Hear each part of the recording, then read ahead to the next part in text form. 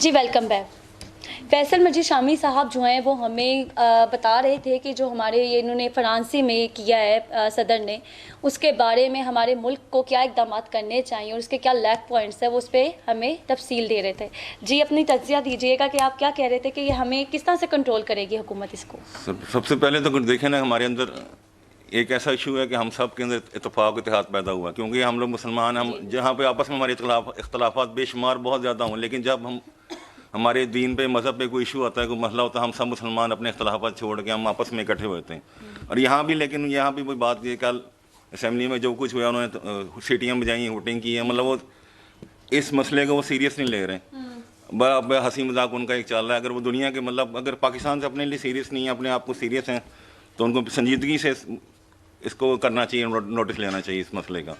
तो सर लेकिन कल अभी हमने इजलास में भी जिस तरह आपने भी बताया है कि जिस तरह शाह महमूद कुरैशी जब साहब ये पेश कर रहे थे करारदाद को, तो तब भी नॉन सीरियसनेस देखी गई थी। लेकिन आप देखें तो ये मुत्तहिद कब होंगे? इस्लामी रियासत में तो हम सबको इस ये मामला कोई आम मामला तो नहीं है। बिल्कुल, ये इंटरनेशनल, इसमें हम कर ही नहीं सकते ना, हम किसी पार्टी को हम नाम ले रहे हैं, सब मुसलमान हैं, हम सबका फ़र्ज़ है नामों से रिसालत के लिए आवाज़ उठाएं कहीं अगर इसके ऊपर कुछ बोला जा रहा है। जी सबको मुत्तहिद होना पड़ेगा, सबको मिलजुल के इसमें काम करना पड़ेगा, क्योंकि ये कल को कोई और मुल्क उठ के खड़ा हो जाए। अभी तक अगर उसको नहीं दबाएंगे, इसको नहीं रोकेंगे, तो कल ना खुदा न खासा को और उठ के खड़ा हो जाए। और ये इस्लामोफोबिया क्यों फैलाने की कोशिश की जा रही है?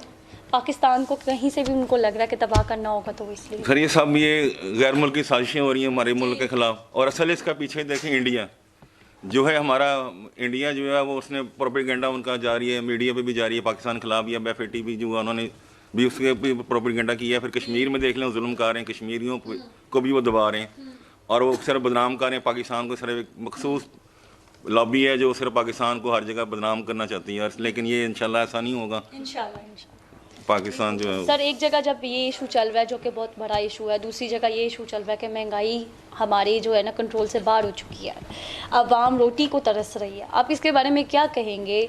मौजूदा हुकूमत इसको कैसे कम बैक पे लाएगी? कैसे अवाम जो एक गरीब है वो इस टाइम रोटी को तरस रहा है, उसको कैसे रोटी फराहम होगी? जब देखें, सबसे पहले तो ये हुकूमत बनी तब्दीली के ऊपर, और तब्दीली थी ये कि अवाम के मसाइल हल होंगे, अवाम को रिलीफ दिया जाएगा। लेकिन जब से हुकूमत आई है, लोग कहना शुरू हो गए, हम लोग खुद कहते हैं हमारे लिए पुराना पाकिस्तान ही चाहिए, हमें नए पाकिस्तान से बाहर निकाल दें। लेकिन ये महंगाई जो पहले जो चीज़ थी आपकी समझ लें कि 50 रुपये थी, अब इसको 100 रुपये मिल रही है। पेट्रोल आपका देख लें कहाँ से कहाँ पहुँच गया, बिजली देख लें, गैस देख लें, गैस महंगी, पानी तक बिल जो आते हैं घरों में महंगा। और आम बंदा जो है उस पर जब आप बिजली का बिल आता है, उसके ऊपर आपको टैक्स इतने पड़े होते हैं कि आप खुद परेशान होते हैं कि बिल कैसे दें। फिर यूटिलिटी स्टोर में चले जाएँ, सरकारी स्टोर बने हुए, उनमें आपको चीज़ें मिल ही नहीं रही, जो मिल रही हैं वो इतनी महंगी। हालांकि यूटिलिटी स्टोर था हमारा कि आम बंदे के लिए इसमें रिलीफ था, उसको चीज़ें अच्छी सस्ती मिलती थी, लेकिन वो भी उन्होंने ख़त्म कर दिया। और जब आम बंदे को आप उसके मसाइल ही हल नहीं कर सकते, उसको आम रिलीफ नहीं देंगे, तो आप क्या कर सकते हैं? और दूसरा उन्होंने कहा, सिर्फ लगा दिया, हम जब कोरोना जब आया उन्होंने कहा हम यार पता नहीं ख़ानदान को फलां इतने इतने पैसे देंगे, हम ये करेंगे। अभी तक लोग इंतज़ार कर रहे हैं, इतने हज़ारों लाखों में लोगों ने शनाख्ती कार्ड जमा कराया था, लेकिन अभी तक किसी को कोई 1 रुपया तक नहीं मिला हुआ, और जिनको मिला वो बार लेके खा खू के गायब हो गए। और महंगाई से सर हम महंगाई कंट्रोल कर लें तो हमारे सारे मसले हल हो जाएंगे, क्योंकि आम आदमी को जिसको घर में खाने ही कुछ नहीं है, अभी कोरोना की वजह से सारा आपका जो मुल्क का पूरा मईशत का पहिए रुक के रह गया जैसे समझ। तो FATF का जब इजलास हुआ था, तो उनका जब हुआ कॉन्फ्रेंस, तो उसमें पाकिस्तान अभी ग्रे लिस्ट में ही है, लेकिन हम ब्लैक लिस्ट में जाने से बच गए हैं। तो सर आप कैसे देख रहे हैं कि मईशत अब फिर से महंगाई हो रही है, मईशत को किस तरह स्टेबल किया जा रहा है? आम आवाम को लूट कर? हाँ जी, चीज़ महंगी होगी। देखिए जो अब जो खबर लगती है वज़ीर साहब, जो कोई चीज़ महंगी हो, वज़ीर साहब जो हमारे वो नोटिस लेते हैं, तो पता लगता है दूसरे दिन चीज़ वो डबल हो गई, बजाय नोटिस लेने को सस्ती होने के। अब इन्होंने महंगाई के लिए वो टाइगर फोर्स बनाई है। सर उन्होंने सहूलत बाजार भी तो लगाए हैं। सहूलत बाजार ही बनाया, लेकिन उसके आप जाके देखिए उसमें वो क्राइटेरिया उसमें वो है ही नहीं। जैसे पहले जब थे इन्होंने साबिक हुकूमत में उन्होंने बनाए थे बाजार वगैरह बने, लेकिन सारे उन्होंने ख़त्म कर दिए। अतवार बाजार थे, बुध बाजार थे, बेशुमार थे, वो टोटल उन्होंने बंद कर दिए। वो छोटे छोटे बाजार बनाए, वहाँ कुछ मिलता ही नहीं अवाम को। असल में तो आप ये पीछे सारा जो हमारी चीज़ इतनी भी है वो सब एक्सपोर्ट होकर बाहर भेज रहे हैं। अब पाकिस्तान में हमें कुछ जो मिल रहा है वो छान बुरा सारा मार्केट में जा रहा है, और जो चीज़ मार्केट में आ रही है वो इस काबिल ही नहीं है कि वहाँ हम उसको इस्तेमाल कर सकें। अब पहले तो आपको अपना सिस्टम सारा सही करना पड़ेगा जी। आप आवाम को लिए रिलीफ दे रहे हैं, चीनी आपको मिल नहीं रही, चीनी महंगी, आटा महंगा, गैस महंगी। आप पहले चीज़ें सस्ती करें, उसके बाद आप बातें तो सब कर लेते हैं, हम इलेक्शन, वो सारी इलेक्शन के लिए सियासी बातें होती हैं। तो सर अभी भी तो इलेक्शन सर पे ही है गिलगित बल्तिस्तान में जो ने। हाँ जी बिल्कुल, ये सारे मेरे ख्याल ये सब खिचड़ी से एक पकी हुई है। सर देखिए वहाँ पे तो यही कहा जा रहा है कि सर खिचड़ी मजे की लग रही है या खत्म ऐसी बूंदी सी लग रही है, आपको क्या लगता है? पक रही है, आप देखें, पता नहीं पकी जा रही है, पकेगी तो पता लगेगा आपको। वो खिचड़ी वैसे तो जराये के मुताबिक यही बताया जा रहा है कि ज्यादा चांसेस मैंडेट के जो है ना क्यों? Peoples party. हाँ जी, क्योंकि गिलगित बल्तिस्तान में है ही पीपल पार्टी, पहले भी पीपल पार्टी की गवर्नमेंट थी, अभी भी वो एक्सपेक्ट कर रहे हैं कि पीपल पार्टी ही आएगी। तो देखा जाए तो पीटीआई की हुकूमत ने कोई इस पे मुहिम कुछ नहीं उन्होंने अभी शुरू किया गिलगित बल्तिस्तान से ताकि उन्हें कुछ मैंडेट मिले। आखिर ऐसा वो क्यों कर रहे हैं, हुकूमत में नहीं रहना चाहते? हुकूमत वो तो अब नए सूबे पे बनाने के गौर कर रहे हैं, जनूबी पंजाब को भी वो नया सूबा बनाने के चक्कर में, गिलगित बल्तिस्तान भी नया सूबा बन गया, उधर से अब सिंध को भी और उधर से भी एक नया सूबा के बनाने के चक्कर में मुतालबा कर रहे हैं। अब कल उन्होंने कोयटा में जलसा हुआ, उन्होंने आज़ाद बल्तिस्तान का भी नारा, आज़ाद कोयटा का भी नारा लगा दिया। अभी हुकूमत की कमज़ोरी, हुकूमत को समझना चाहिए कि उसके साथ क्या हो रहा है, कैसे हो रहा है, उसको देखे। असल में इमरान खान साहब की कमज़ोरी ये है कि उनके जो साथ टीम है वो इस काबिल नहीं है, वो निकम्मी टीम है, वो कुछ नहीं कर सकते। अगर टीम अच्छी है, उनके मशीर अच्छे हैं। आपको नहीं लगता जो मियां नवाज शरीफ ने आर्मी चीफ पर तनकीद बांधी है वो भी निकम्मे हैं? वो फौज पे कैसे ये हाँ जी, असल में वो देखे ना, फौज पे उन्होंने किया है, तो उनको चलो था कि एक उम्मीद थी, पता नहीं को पीछे से उनको कोई उम्मीद टूट गई है, लेकिन उन्होंने पूरी फौज को नहीं कहा, उन्हें बाद मकसूद। लेकिन उन्होंने फौज आर्मी चीफ के खिलाफ बाकी फौज को खड़ा होने का भी कहा है। लेकिन उन्होंने ये कहा ना, जो सही है मैं उनके साथ हूँ, जो मतलब जो गलत कर रहे हैं, जो मियां नवाज शरीफ साहब की नजर में जो ठीक है वो फौज में रहेगा। नहीं, जो फौज जो मुल्क को कौम के लिए, जो मुल्क को कौम के लिए अच्छा है, जो पाकिस्तान के लिए अच्छा है, हमने तो वो देखना है। हाँ जी, वो देखना हमने। उन्होंने यही किया है ना, उन्होंने हुकूमत को तो चले, आवाम और हुकूमत को तो आमने सामने खड़ा किया ही है, अब पाक फौज को बार बार बदनाम करने की वो कोशिश कर रहे हैं और इदारों पे वार कर रहे हैं। इदारों पे वो वार क्यों कर रहे हैं, आप ये बताएं। वो एस्टेब्लिशमेंट सारा वो यही है ना कि उनके एक था, एक सोच थी उनकी, एक उम्मीद थी, एक आस थी कि मतलब हो सकता है कि उनका दिल टूट गया, वो अब अपना गुस्सा निकाल के तो मरियम नवाज साहिबा भी कर रही है यही काम, आखिर उनके अंदर कैसा है? अब मरियम साहिबा देखें ना, मरियम साहिबा इस वक्त अब वो ख्वाब देखें नेक्स्ट प्राइम मिनिस्टर के, वो समझ रही हैं कि अब वो तैयारियां कर रही हैं। जैसे ये सारा कराची में जलसा हो रहा है, कोयटा में भी उनके हस्बैंड जो है उनके साथ उनको गिरफ्तारी भी हुई, सारा कुछ हुआ है, वो पूरा एक कैंपेन एक चल रही है। ड्रामा रचाया गया ना बकौल हुकूमत के जराए जो बोलते हैं कि हाँ जी, क्योंकि सिंध में हुकूमत पीपल पार्टी है और ये सारा उनको है, लेकिन बहरहाल वो कह सकते हैं। लेकिन देखिए ना, उसको वज़ीर साहब, क्योंकि इनके पास कोई भी बंदा है नहीं, तो अब मरियम जो है वो ख्वाब देख रही है मैडम कि मैंने वज़ीर नेक्स्ट जो है बनना है, लेकिन अभी वो टाइम है, क्योंकि अभी वो इतना उनका है, लेकिन अभी वो टाइम लगेगा उनको अंदर जो है वो सारा एक क्या कह सकते हैं इसको। सर देखिए अभी ये तो सब चल रहा है सियासत में, दूसरी जानिब अब ये हमारे खिलाफ आलमी जो जंग, अब इस्लामोफोबिया की भी हमारे यानी इतने कत्ल भी साथ आ गया, हमारे सब लोग आ गए हैं, लेकिन फिर भी इस चीज़ को कंट्रोल नहीं किया गया। अब दूसरी जानिब देखें तो मकबूजा कश्मीर है, वहाँ पर जुल्म हो रहा है, ये ऐसा मसला जो हल होने का नाम ही नहीं लेता। यौम सियाह भी मनाया जा रहा है कश्मीर में। तो सर ये बताएं ना कि कश्मीर के लिए अब क्या करना चाहिए? आप तो अपने मजहब को भी नहीं बचा सक रहे हैं, आप किस तरीके से आप कश्मीर को देख रहे हैं? कश्मीर को देखें, 50 साल से ज़्यादा अरसा हो गया उनके ऊपर जुल्म हो रहा है, और जितनी कुर्बानियाँ कश्मीरी कौम ने महल दी हैं, जितना खून उन्होंने कश्मीरी कौम ने बहाया, वो मैं ख्याल शायद आज तक किसी, लेकिन आपको पता है वज़ीर आज़म ने हाल ही में बयान दिया है कि कश्मीरी अवाम के साथ कंधे के साथ कंधे मिला के हम खड़े रहेंगे, पाकिस्तानी अवाम कहीं नहीं जाएगी। क्या ये सारी चीज़ें बातों तक ही महदूद हैं? अवाम तो नीचे खड़ी है, लेकिन ऊपर हुकूमत अमली, वही बात कि अमली काम तो करें, सिर्फ बयानात पे बयानबाजी से आप हुकूमत चला लें, वो नहीं चल सकती। क्यों, पहले जब मियां नवाज शरीफ साहब थे, उनको कश्मीर कॉज पे उन्होंने काम किया, उनको मिला नोबेल प्राइज़ भी मिला है मियां नवाज शरीफ साहब को कश्मीर कॉज पे लास्ट टाइम उनके जब लेकिन सर अब ये जो हैं हमारे इमरान खान वज़ीर आज़म, ये भी तो आलमी अवाम में गए थे, इन्होंने उधर जाके क़ौम में जाके बोला है कश्मीर के बारे में, उनका नोटिस लिया गया है। अगर आप एक जगह नवाज शरीफ को क्रेडिट दे रहे हैं तो इमरान खान का भी क्रेडिट बनता है कि उन्होंने कश्मीर के बारे में बहुत कुछ तकरीरें हुई, 2 दिन वाह हो गई, उसके बाद फिर अभी तक वो किधर गया इशू, कहाँ से कहाँ गया, अभी तक उसकी कोई उस पर अमल नहीं कोई हो रहा। सिर्फ बातें तो मैं कर लूँ, आप कर लें, आप रोज टीवी पर प्रोग्राम करके आगे बातें करके चलिए, जब तक कोई इसका रिजल्ट पॉजिटिव नहीं होगा तो बातें करने का फ़ायदा कोई नहीं। अब ये लेकिन ये इनको चाहिए कि अमली काम भी करें, प्रैक्टिकल भी करें, सिर्फ दुनिया को दिखाने के लिए बातें ना करें, उनको प्रैक्टिकल भी करके दिखाएंगे जी हमने ऐसे करना है, हमने अभी ये जो आपस में सियासी पार्टीज ने, मरियम नवाज ने कह दिया है कि इमरान खान साहब तो दिसंबर में इनको हम भेज देंगे और हुकूमत में हम इन्हें निकाल मियाँ साहब लेके आएंगे ना वो, क्योंकि मुशर्रफ साहब अब ये हुकूमत, ये तो मेरे ख्याल शायद फजल रहमान साहब ने भी कहा कि दिसंबर में हुकूमत चली जाएगी। अब हम इंतज़ार ही कर रहे हैं कि दिसंबर का देखें। अब नवाज शरीफ साहब की बातें कर रहे हैं, क्योंकि पहले तो उनको जाने ना दें। सर अगर दिसंबर में ना गई तो यानी नून लीग पार्टी जनवरी में गई, अगर पीटीआई हुकूमत ना गई नहीं, अगर देख लें, ये तो अल्लाह जानता है कि क्या हो सकता है, क्या होगा क्या नहीं होगा। लेकिन अब कह रहे हैं, दावे तो बहुत कुछ कर रहे हैं, क्योंकि ना वो हुकूमत गिर सकती है और ना मियाँ नवाज शरीफ साहब को वापस लेके आ सकते हैं अभी फ़िलहाल, क्योंकि मियाँ नवाज शरीफ साहब जो हैं वो बीमार हैं। उनको डॉक्टर जब तक इजाज़त नहीं देंगे सफ़र करने की, वो सफ़र नहीं कर सकते। और इंटरनेशनल रूल के मुताबिक आप किसी को ज़बरदस्ती, क्रिमिनल भी है, उसको आप कहीं पे सफ़र या आप ज़बरदस्ती नहीं लेके आ सकते। अगर लेके आना होता तो मुशर्रफ साहब करके गए, उनके खिलाफ मुकदमात हैं। दूसरा अल्ताफ़ हुसैन साहब बैठे हैं, उनको तो लेके आ नहीं सके, तो मियाँ साहब को कैसे लेके आ जाएंगे? बात है, उनको तो लेके नहीं आ सके, वो दूसरे अल्ताफ़ हुसैन बन रहे हैं बाहर बैठ के, जो कि हमें मंजूर नहीं है। हाँ, तो इसलिए उनको आना तो चाहिए, लेकिन जब उनकी सेहत ठीक हो तो ऑटोमेटिकली उन्होंने आना ही है। सर सेहत खराब ही कब थी माशाअल्लाह से, आप उन्हें जलसों में देखें खिताब करते हुए, लगता है कहीं से वो बीमार है। वो तो टेलीफोन पे तरीके से वो बगावत का कर रहे हैं, अवाम को इंतशार दिलाने की, अवाम में फैलाने की कोशिश। बगावत की बात करें तो फिर जब इमरान खान साहब जब नवाज शरीफ साहब प्राइम मिनिस्टर थे, तो इमरान खान साहब ने धरने दी थे उस वक्त। उनको हुकूमत उनको बीमारी का ढोंग नहीं लिशाया था उन्होंने एक्चुअली, लेकिन उन्होंने इमरान खान साहब के साथ एक हादसा भी पेश आया था जिसपे नवाज शरीफ साहब इक़्तिदार में आए थे, तो वो अस्पताल गए, उनकी कैंपेन्स को असर पड़ा था। अब ये बीमारी आप कह रही बीमारी, ये बीमारी के तो डॉक्टर्स ने जिन्होंने रिपोर्ट बनाई है, अब उनसे पूछे ना कि उन्होंने रिपोर्ट जाली है। सर जाली है असल है तो लाएं, आए दिखाएं हमें।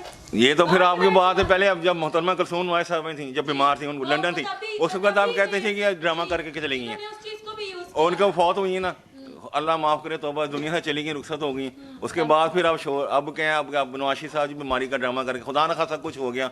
उसके बाद पीछे आपके पास लीडर कौन है? ही कोई नहीं, नवाज शरीफ साहब के अलावा लीडर ही कोई नहीं है। अब इमरान खान साहब को चांस मिल गया, लेकिन अब मुझे नहीं लगता कि दोबारा। आप देखें ना, पीपल पार्टी में सिर्फ बिलावल भुट्टो साहब हैं, जैसे नून लीग में इनके बाद मरियम साहब रह गई हैं, उधर से बिलावल भुट्टो साहब रह गए हैं। तो ना भी ये बच्चे हैं, वो भी बच्चे हैं दोनों, ना भी इनकी बारी आनी ना भी उनकी बारी आनी, बड़े कर रहे हैं वो, और कर तो रहे हैं, कोशिश भी कर रहे हैं। हाँ जी सर, ये कोशिश का लफ्ज़ कभी भी हमारी जो भी हुकूमत आ जाए निकलता नहीं है। ऐसा कोशिश तो बेबिस्तर है, शजर से उम्मीद है बाहर रख। देखिए ना, अब जो पुरानी हमारी गई है सबका हुकूमत है नून लीग की, वो कहती थी हमने ये करना है, हमने वो करना है, रोड्स बना दी, और रोड्स आपको पता है बारिशों में जैसी होती है नालों की शक्ल इख्तियार कर वही बात देखे ना आपको, जब उन्हें कुछ करने दिया ही नहीं गया, जब गवर्नमेंट आई मियां नवाज शरीफ साहब की 1-2 साल में हटी, उनको कुछ करने नहीं दिया गया।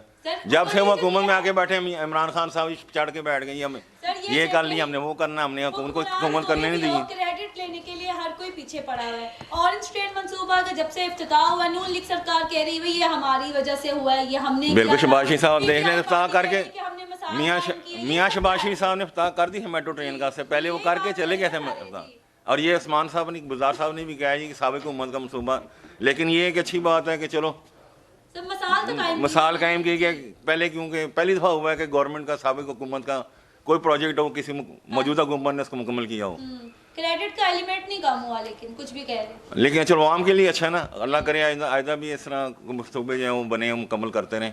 लेकिन आवाम के लिए कहने के हाथे की दान, कहने खाने के और दिखाने के और, ठीक खाने के और दिखाने के और ही होते हैं सर। अभी हुकूमत में सब यही कर रहे हैं, कुछ बोलते कुछ है। लेकिन अब देखें 2.5 साल हो गए इन्होंने क्या किया सर, तो फिर 2.5 साल हो गए, अभी क्यों एनआरओ के पीछे लगे हुए हैं?